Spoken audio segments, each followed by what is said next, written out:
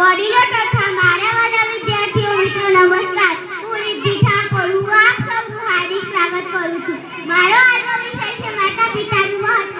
માતા પિતાનો ન કરો ધિક્કાર, અગણિત છે તેમનો ઉપકાર. દોસ્તો, ભગવાનને ભજવાથી માં મળતી નથી, પરંતુ માને ભજવાથી ભગવાન અવશ્ય મળે છે.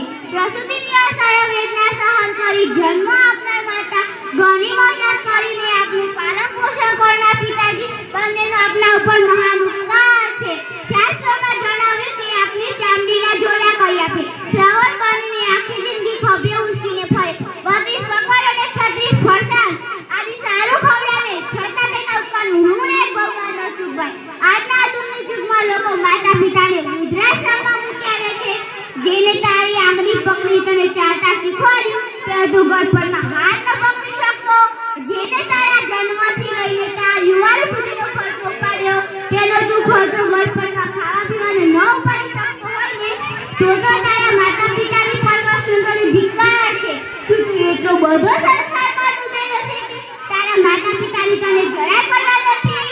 માતા પિતાને વિચાર્યા વગર વૃદ્ધાશ્રમમાં મૂકી આવે છે, પરંતુ યુવાન જરા એટલું વિચારજે કે તું નાનો હતો ત્યારે તને અનાથાશ્રમમાં તો નથી મૂક્યો ને, એ ભૂલની સજા તો નથી કરતો ને.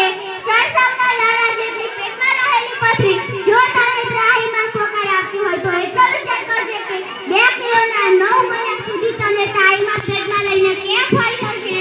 એટલું યાદ રાખજે દીકરા, રડવું હશે ને તું કોઈનો ખભો પડી જશે, પરંતુ માત્ર ખોડો તો માનો જ મળશે. અત્યારે જૂતા બાપને ચૂપ કરે છે, મર્યા પછી તેમના ફોટાને ચૂપ કરે છે.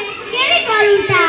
મનની શોભા ભગવાન છે તો ઘરની શોભા માતા પિતા છે. તેમના ચરણોમાં રહેવું એ જ આપણા માટે વરદાન છે. આપના કારણે માતા પિતાને કોઈ દિવસે દુઃખ ન લાગે તેની કાળજી રાખજો. આટલું કહેતા મને એક ગીત યાદ આવે છે. કોણ જાણી શકે કાળને રે, સવારે કાળે સૂરે થાશે, તારા મોટા મોટા